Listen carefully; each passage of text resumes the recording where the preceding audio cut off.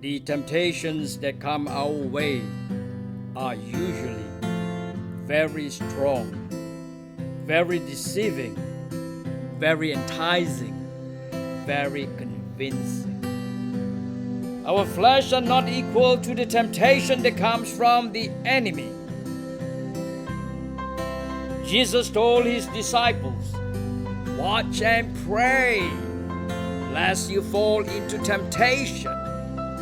The spirit is willing, but the flesh is weak." Without the indwelling of the power of the Holy Spirit, we are not equal or stronger than the enemy in many areas. Paul said this, "The things I want to do, I did not do, and the things I did not want to do, I do." When we try to overcome our thinking with our own strength, with our own carnality, and we try to fight our flesh with our own flesh, usually we end up fighting ourselves and we end up losing every time. Jesus knew the love of the disciples for him. Jesus knew his disciples want to serve him, just like you and me. But we cannot do it with our own strength. That is the reason Jesus said, "Your spirit is willing, but your flesh is weak." Temptation does not wrestle with you physically. Temptation wrestle and lock you down spiritually till you succumb and become helpless and falling into mistakes and sin. Our fight is not against flesh and blood, but against the principality of darkness. The fight is in the spiritual realm. Watching and praying will regenerate the power that is from the Holy Spirit, like the dynamo that generates light as you cycle. You and me are not exempted from temptation, but when we watch and pray, we do not enter into this temptation because sin has no appeal to it. But a flesh that is worldly and ungenerated with the power of the Holy Spirit will be attracted to temptation. Likewise, the Spirit also helps in our weaknesses. Romans 8:26, "For we do not know what we should pray for as we ought, but the Spirit himself makes intercession for us with groanings which cannot be uttered."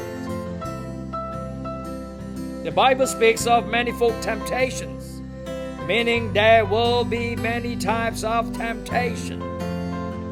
When you become a Christian, the temptations from the enemy, Satan, will be more frequent, more intense, and will come in more varieties. 1 Peter chapter 1 verse 6. "So be truly glad. There is wonderful joy ahead, even though you must endure many trials for a little while. There will be wonderful joy ahead. You will be victorious." We are fighting the same enemy, but in different fronts and formations. How do we overcome this? Watch, be vigilant. Prayer is a relationship with God and a dependency that God will equip and empower us. God will equip and empower us. We must draw on the manifold grace from God. Every time when we watch and pray, we draw the grace of God. We draw the mercy of God. 1 Peter chapter 4 verse 10. God has given each of you a gift from His great variety of spiritual gifts. Use them well to serve one another. How does the sheep protect itself from the predators, the wolves? Draw close to the shepherd. Psalms 21 verse 1. The Lord is my shepherd. Jesus is our shepherd. Draw close to Jesus. James chapter 4 verse 5 to 8. They say that God is passionate, that the Spirit He has placed within us should be faithful to Him, and He gives grace generously. As the scriptures say, God opposes the proud, but gives grace to the humble. So humble yourself before God. Resist the devil, and he will flee from you. Come close to God, and God will come close to you. If you are feeling anxious and your heart is beating, God is speaking to you. Draw close to God. Resist the devil, and he will flee